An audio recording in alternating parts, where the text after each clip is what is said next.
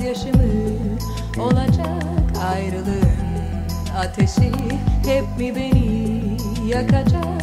Her sevginin sonunda gözyaşımı olacak ayrılığın ateşi hep mi beni yakacak? Tükendim sevdanın uçurumlarında, sarıldım sevgi diye boşluklara. Yok artık sevmek, yok artık sevişmek, çılgınca bağlanıp acı çekmek.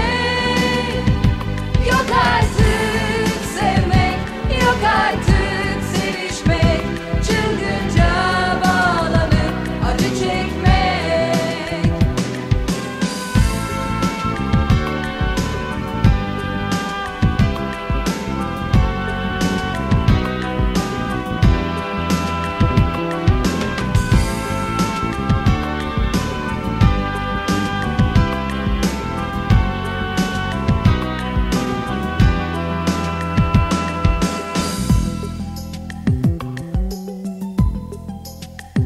Her sevginin sonunda gözyaşımı olacak ayrılığın ateşi hep mi beni yakacak?